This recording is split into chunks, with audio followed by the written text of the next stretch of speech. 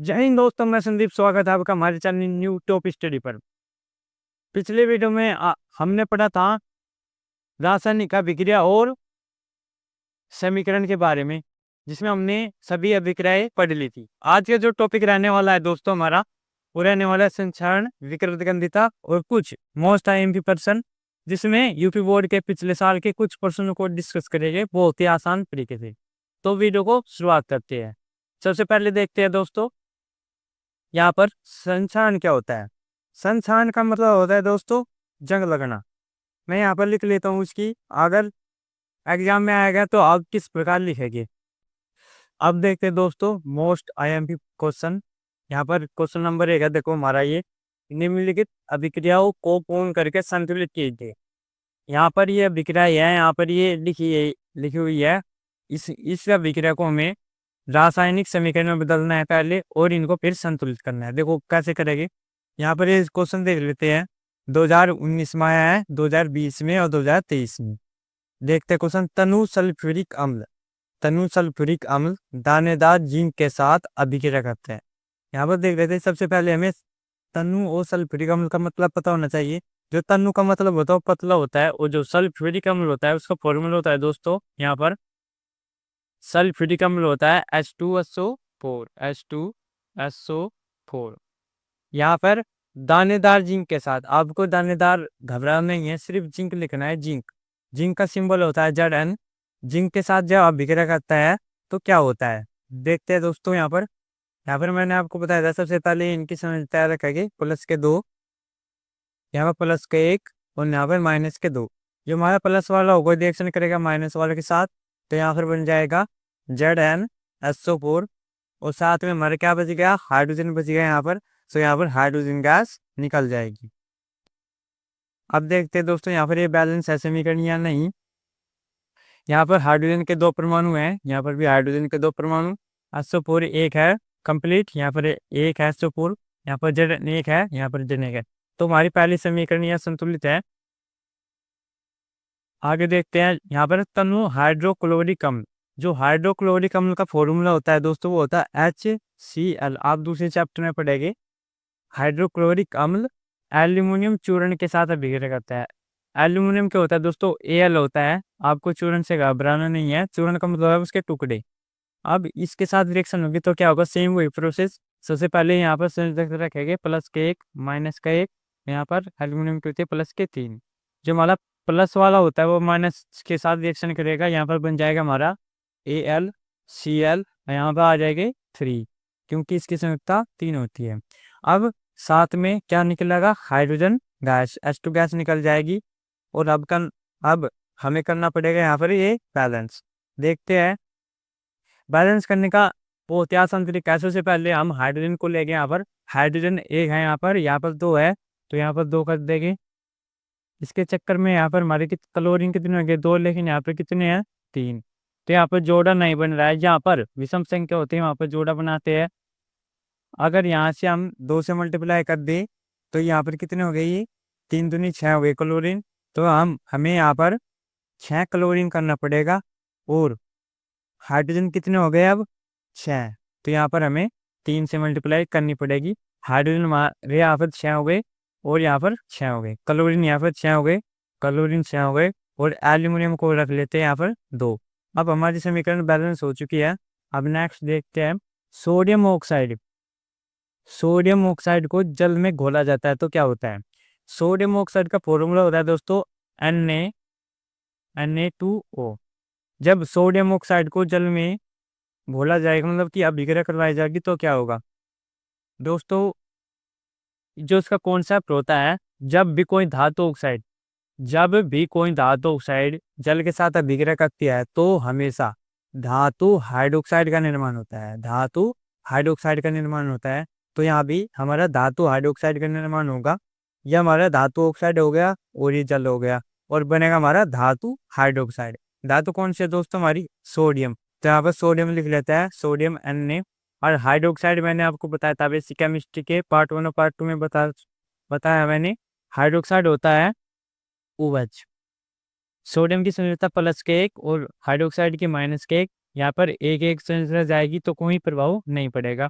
तो हमारा फॉर्मूला बन जाएगा NaOH। यहाँ पर बैलेंस करके देखते हैं दोस्तों, सोडियम कितने हैं यहाँ पर, सोडियम है 2 परमाणु, तो यहाँ पर कितने हैं, एक है सिर्फ, तो यहाँ पर 2 अणु लगाने पड़ेंगे हमें, तो सोडियम हो जाएगा हमारे 2, ओजन यहाँ पर 1 और 2, 2 हमारी ऑक्सीजन हो गई। ये जो 2 होता है सोडियम के पास भी होते हैं, 2 ऑक्सीजन के पास भी होते हैं, 2 हाइड्रोजन के पास भी होते हैं। यहाँ पर हाइड्रोजन 2 है, 2 हाइड्रोजन हो गए। यहाँ पर हमारी बैलेंस हो चुके हैं समीकरण। आशा है दोस्तों आपके समझ में आ गया होगा। इसी के साथ हम चैप्टर यहाँ पर क्लोज करते हैं। मिलेंगे नेक्स्ट चैप्टर में, जब तक के लिए जय हिंद। सबसे पहले देखते हैं दोस्तों यहाँ पर संचारण क्या होता है। अब देखो मैं यहाँ पर इसकी परिभाषा लिखकर दिखाता हूँ, जिससे आपको पेपर में लिखने में आसानी हो जाएगी। अब देखते हैं, जब जब कोई जब कोई धातु नमी या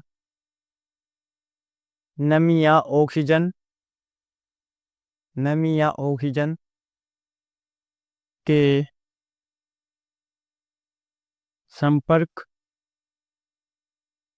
में आती है तो वह तो वह धीरे धीरे धीरे नष्ट होने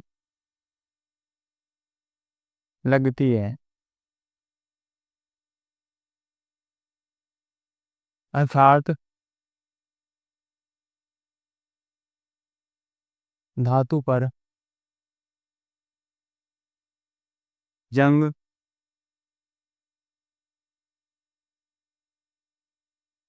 लगने लगता है।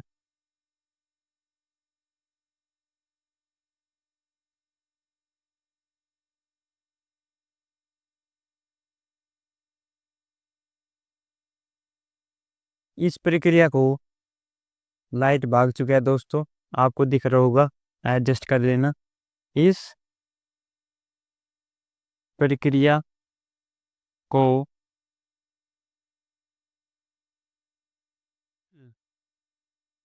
संचरण कहते हैं।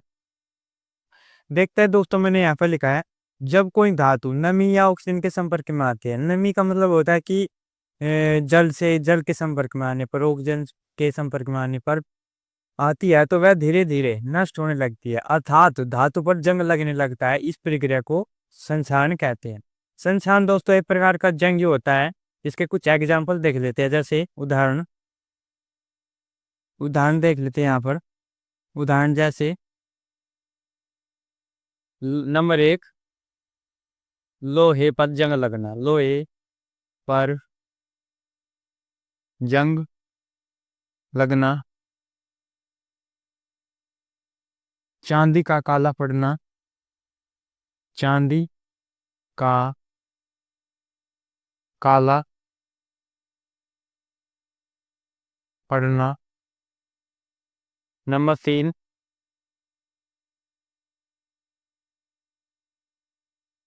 तांबे के बर्तनों पर हरी परत चढ़ना।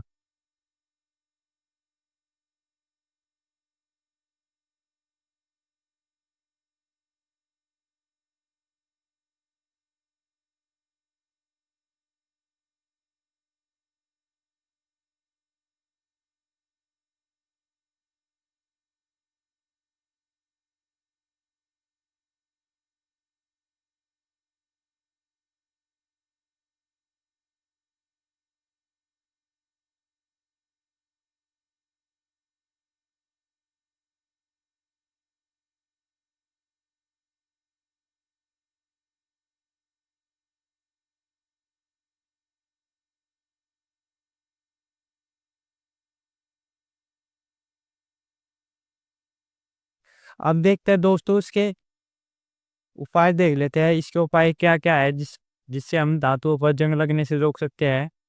उपाय है नंबर 1, धातुओं पर पेंट करके, धातुओं पर पेंट करके। नंबर 2, वार्निश करके।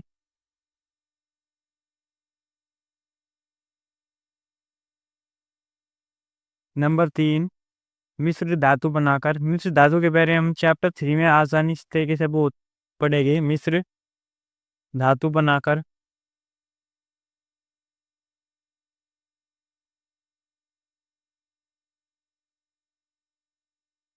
और यहाँ पर और भी अन्य तरीके हैं जिससे हम संसारण को रोक सकते हैं, लेकिन यहाँ पर सिर्फ हम मोस्ट इम्पोर्टेंट पढ़ेंगे प्रश्न। आप इसका स्क्रीनशॉट ले लीजिए, ठीक है।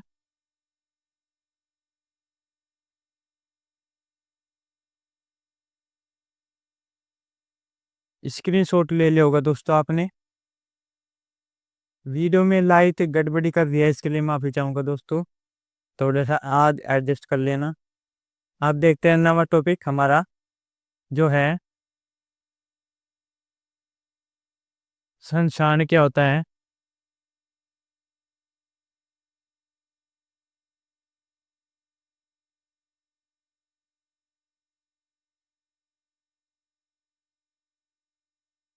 सॉरी, विकृत गंधिता पढ़ेंगे अब हम, विकृत गंधिता।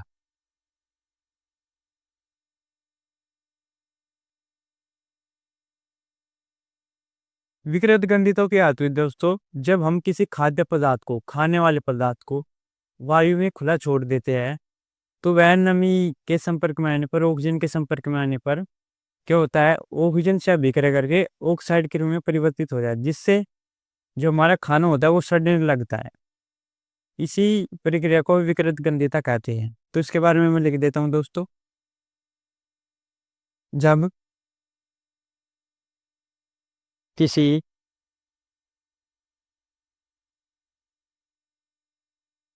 जब किसी खाद्य पदार्थ को जब किसी खाद्य पदार्थ को वायु में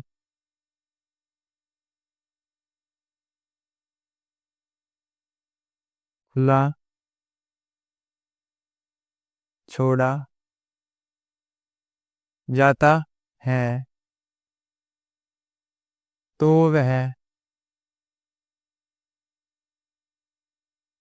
वह वायु से वायु से वायु से अभिक्रिया करके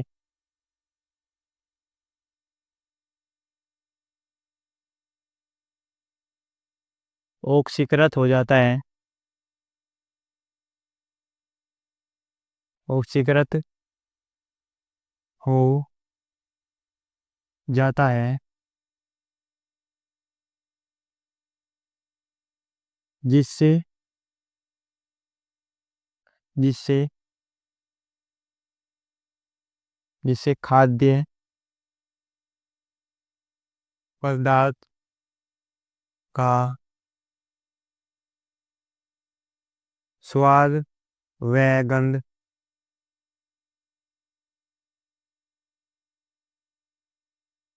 दोनों बदल जाते हैं। इस प्रक्रिया को ही विकृत गंधिता कहते हैं। इस प्रक्रिया को ही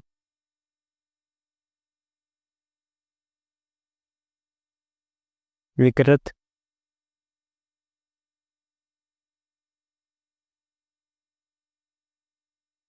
गंधिता कहते हैं। अब दोस्तों इसके एग्जाम्पल की बात कर लेता है। जैसे जब कुरकुरे या चिप्स के पैकेट को वायु में कुछ समय के लिए रख देते हैं खुला, तो क्या होता है, हमारे बिस्कुट सील जाते हैं, मतलब उनका स्वाद व गंध दोनों बदल जाते हैं। उसी इसी प्रकार चिप्स या कुरकुरे पैकेट में भी होते हैं। तो ये प्रक्रिया विकृत गंधिता के कारण होती है। तो यहाँ पर एग्जाम्पल लिखेंगे हम, उदाहरण। उदाहरण नंबर 1, को जब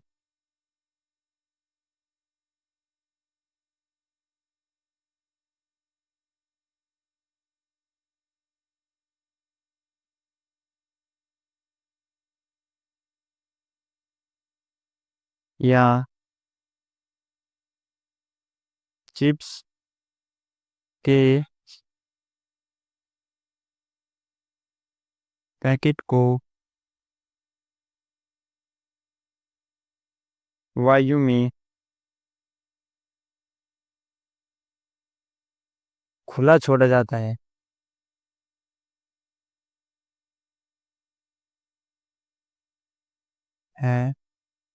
तो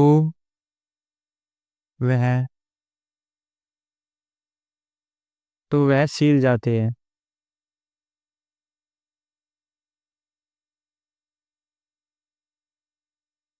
इस प्रक्रिया को विकृत गंधिता कहेंगे दोस्तों। अब इसके उपाय की बात कर लेते हैं। उपाय कैसे रोक सकते हैं हम इनके उपाय।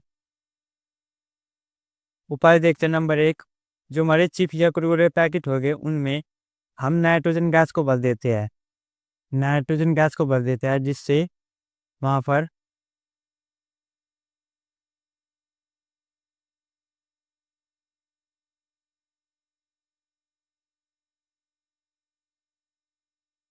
देख लेते हैं। आप कहाँ ले जा, फोन को से ज़्यादा दूर ना ले लिए। अब देखते हैं यहाँ पर उपाय नंबर 1, जो हमारे चिप्स के पैकेट होते हैं उनमें नाइट्रोजन गैस को भर देती है। नंबर 1, चिप्स के पैकेट में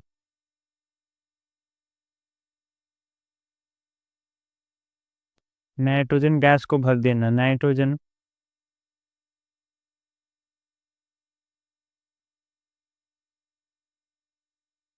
गैस को भर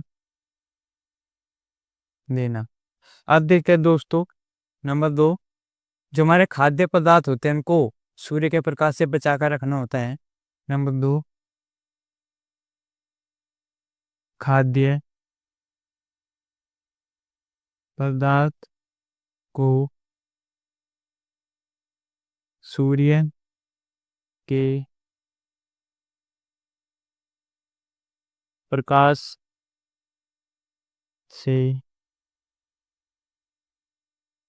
बचाकर रखना। नंबर 3 देख लेते हैं, खाद्य पदार्थ को वायुरोधी बर्तनों में रखना। यहाँ पर पूरा नहीं होगा इसलिए मैं सिर्फ बोल देता हूँ। जो हमारे खाद्य पदार्थ होते हैं, नंबर 3, खाद्य पदार्थ को वायुरोधी बर्तनों में रखकर हम विकृत गंधिता को रोक सकते हैं। अब आप इसके स्क्रीनशॉट ले लीजिए। आशा है आपको समझ में आ रहा होगा। अगर आपके नहीं आ रहा तो आप बहुत ही आसानी से समझ सकते हैं, धीरे धीरे आपको समझ में आ जाएगा।